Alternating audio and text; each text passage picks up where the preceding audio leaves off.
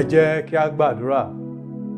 Ọlọ́run ayérayé, Ọlọ́run alágbára jùlọ, àjúbà rẹ, a dá gbogbo ògo ọlá padà sọ́dọ̀ rẹ, pàápàá fún àánú tó gbé wa ró, fún ojú rere tẹ́ fi ń wò wá láti January 1 títí di ọjọ́ òní táwọn oṣù kejìlá. A bí ọ̀gá fún àkókò tí a wà yìí. Bàbá Ọlọ́run Olódùmarè, ẹ gbọ́ ọpẹ́ kẹgbà yín wa. Jésù ọmọ Ọlọ́run, à ń lọ nínú ọ̀rọ̀ agbára, à ń lọ nínú ọ̀rọ̀ tó tóbi jùlọ, à ń lọ nínú ìmísí. Tìkálà rẹ wá bá wa sọ̀rọ̀, wá mísí wa látòkè wá. Jẹ́ kí ọ̀rọ̀ ẹnu mi àti àṣàrò àwọn ènìyàn rẹ jẹ́ kó ṣe ìtẹ́wọ́gbà níwájú rẹ. Ọlọ́run mímọ́ jùlọ, nípasẹ̀ Jésù Kristi Olúwa wa. Àmín. Àwọn ọmọ Ọlọ́run, mo kí wa pé a kú àkókò yìí, pàápàá bí a ti ń wo àkókò Kérésìmesì àti àkókò ọdún tuntun lọ. Mo gbà ládàá yìí pé ẹ̀mí wa tó bẹ̀rẹ̀ ọdún yìí ni ó parí rẹ̀ lórúkọ Jésù, àti pé nígbà tá a bá wọ ọdún 2025, ayọ̀ wa yóò pọ̀ ju eléyìí lọ. Kókó tí mo fẹ́ fi ru ìgbàgbọ́ wa sókè lónìí, òun mo pè ní títóbi ọ̀rọ̀ Ọlọ́run. Títóbi ọ̀rọ̀ Ọlọ́run, the supremacy of the word of God. Títóbi ọ̀rọ̀ Ọlọ́run. Mo dẹ̀ mú ibi ẹsẹ̀ wúrà wa jáde látinú epistele Paul apostole kejì sí Timoteo orí 4. Máa ka ẹsẹ̀ méjì tí ó ṣáájú. 2 Timothy chapter 4 verses 1 and 2.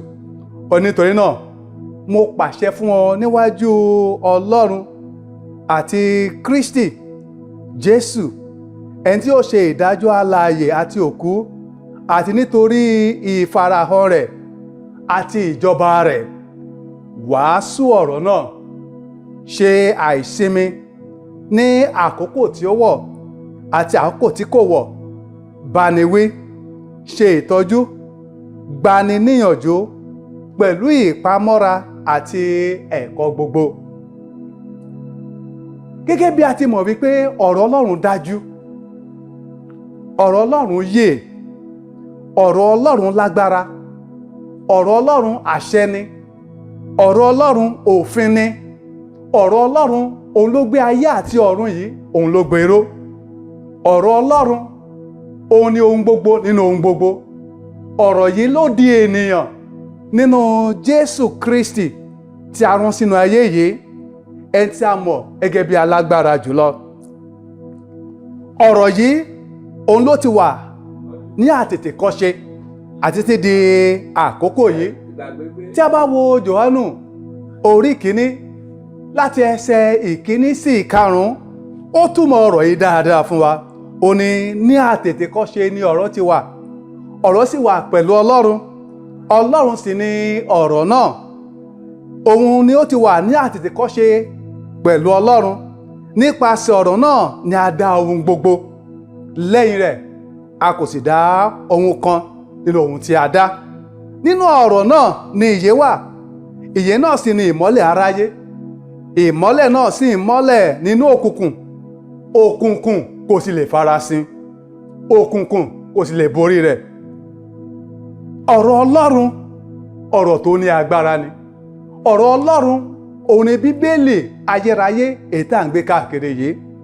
Tá bá wo inú Jẹ́nẹ́sísì orí 1, tá bá wo láti ẹsẹ̀ 1 dé ẹsẹ̀ 29, Genesis chapter 1 verses 1 to 31, a ó rí pé ní àtètèkọ́ṣe Ọlọ́run dá ayé àti ọ̀run nípasẹ̀ ọ̀rọ̀ tó jáde pé kí ìmọ́lẹ̀ kí ó wà, ìmọ́lẹ̀ sì wà. Ó pàṣẹ pé kí ìyàngbẹ ilẹ̀ wà, ìyàngbẹ ilẹ̀ sì wà.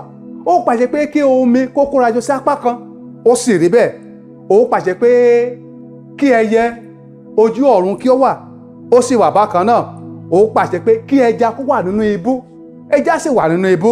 Ó pàṣẹ pé kí ewéko kí ó hù jáde àti igi ìgbẹ́, ó sì rí bẹ́ẹ̀. Títóbi ni ọ̀rọ̀ Ọlọ́run.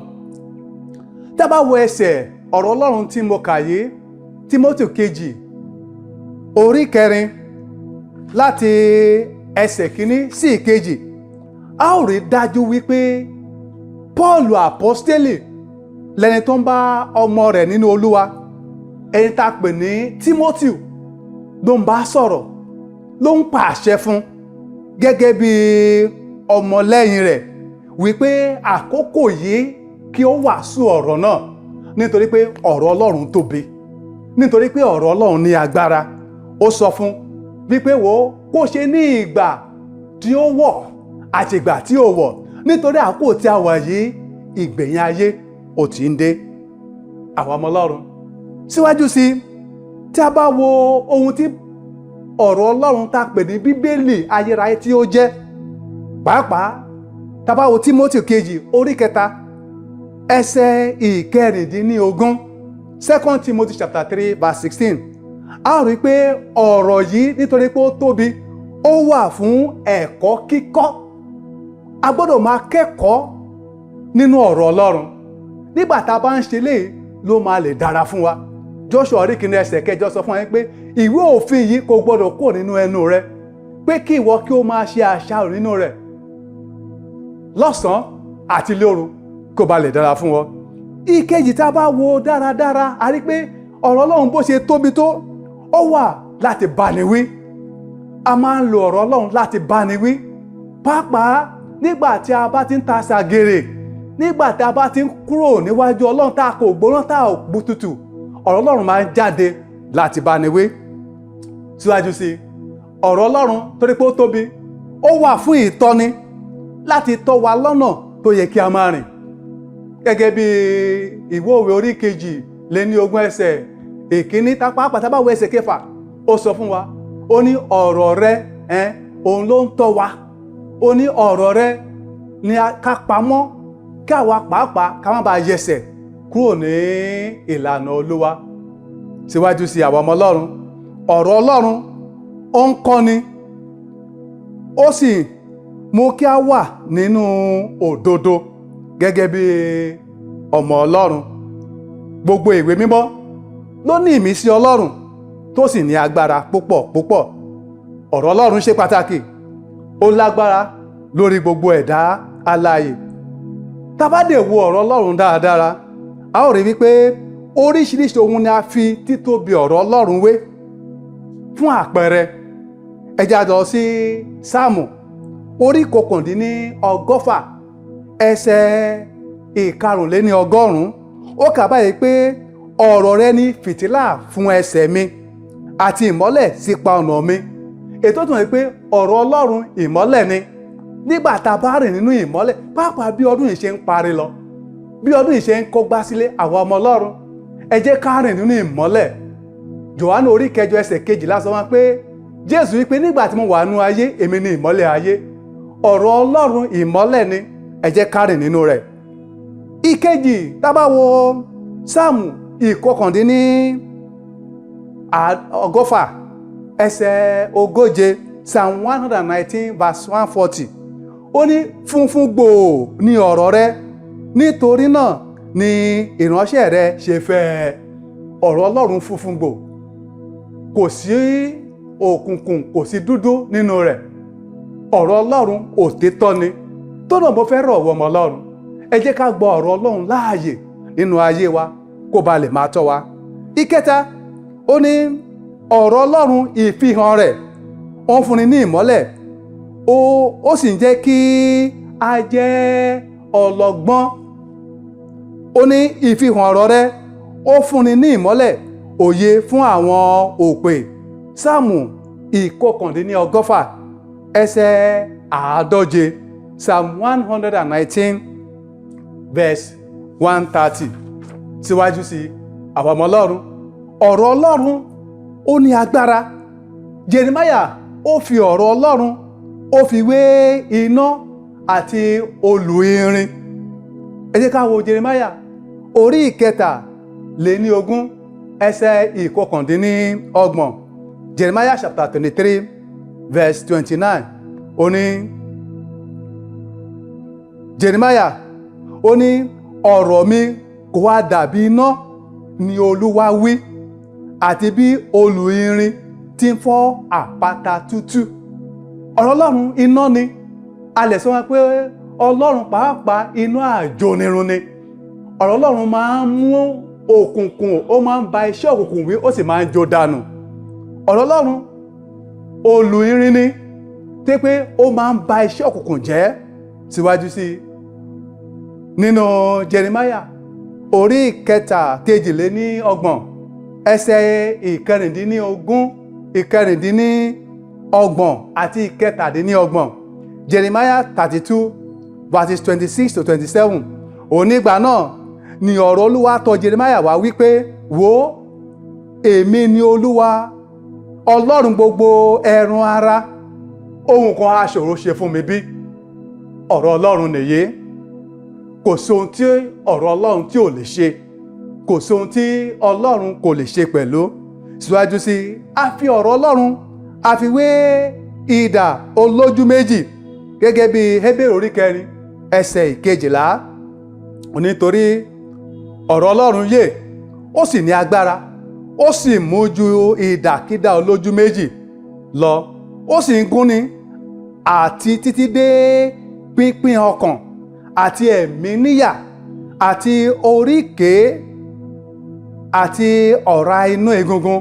Òun sì ni olùmọ̀ èrò inú àti etí ọkàn. Ọ̀rọ̀ Ọlọ́run bí idà ni, ó sì ní agbára púpọ̀ púpọ̀.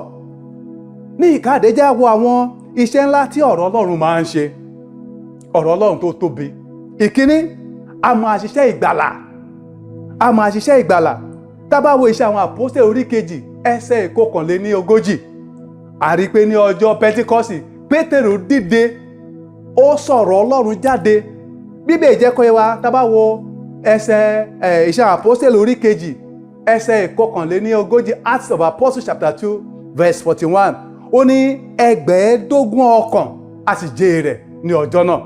Ìkejì, ọ̀rọ̀ Ọlọ́run a máa ṣiṣẹ́ ìtúsílẹ̀. Jòhánù orí 8 ẹsẹ̀ 22. Ó ní ẹ̀yin yóò mọ òtítọ́, òtítọ́ yóò lè sọ yín di òmìnira. Síwájú sí i, ọ̀rọ̀ Ọlọ́run a máa ṣiṣẹ́ ìwòsàn. Tá bá wo Sáàmù 47, tá bá wo ẹsẹ̀ 20 rẹ̀, Psalm 107 verse 20. Ó ní ó rán ọ̀rọ̀ rẹ̀ sì mú wọn lára dá, ó sì gbà wọ́n kúrò nínú ìparun wọn. Ọ̀rọ̀ Ọlọ́run a máa ṣiṣẹ́ ìwòsàn.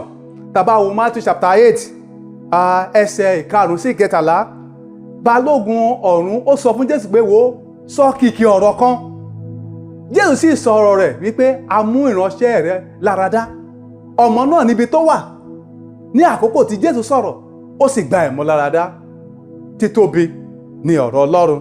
Síwájú sí i, ọ̀rọ̀ Ọlọ́run ó máa ń fún wa ní ìbùkún nígbà tí a bá ń kà á, tá bá ti ń ṣe ìfẹ́ rẹ̀.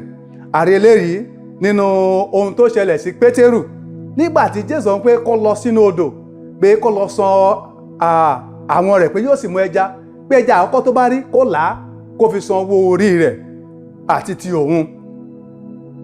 Ìhìnrere ti Matthew orí 17 ẹsẹ̀ 24 sí ẹsẹ̀ 27. Matthew chapter 17 verses 24 to 27.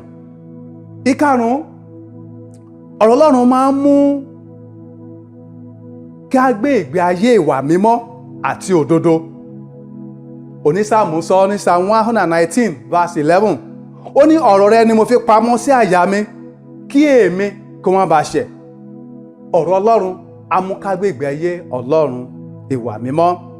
Ní ìkádé, ó máa ń pèsè ọkàn wa sí ilé ológo jùlọ. Gẹ́gẹ́ bí Jòhánù ti sọ ní orí 14 ẹsẹ̀ 1 sí 2. Ó ní Jésù sọ pé èmi ń lọ láti lọ pèsè àìsílẹ̀ fún yín, pé ká má jẹ́ kí ọkàn wa kó dàrú, pé níbi tó ń bá wà kó ká náà kalẹ̀ wà níbẹ̀ pẹ̀lú. Nítorí náà, mo ń rọ̀ wá bí ọdún yìí ṣe ń parí lọ. Ẹ jọ̀wọ́, ẹ jẹ́ ká gbé ọ̀rọ̀ yìí, ọ̀rọ̀ Ọlọ́run, ẹ jẹ́ kó wà lọ́kàn wa. Ẹ jẹ́ á máa ṣe àṣàrò nínú rẹ̀. Jacob orí 1 ẹsẹ̀ 22. James chapter 1 verse 22.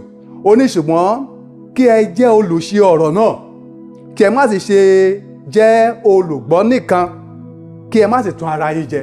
Nítorí náà mo bẹ̀ wá ọdún yìí ń pa ẹ lọ nítòótọ́, ẹ jẹ́ kí ọ̀rọ̀ Ọlọ́run kó máa gbénu wa lọ́pọ̀lọpọ̀. Ẹ jẹ́ kí a gbàdúrà. Títóbi ni Ọlọ́run o, títóbi ni ọ̀rọ̀ rẹ. Fún wa ní oore ọ̀fẹ́ kí ọ̀rọ̀ rẹ kó lè máa gbénu wa, ká pàápàá ká lè máa ṣe ìfẹ́ rẹ, àti ní ìkẹyìn ká lè bá ọ jọba nípasẹ̀ Jésù Kristi Olúwa wa. Àmín. Àlàáfíà fún wa.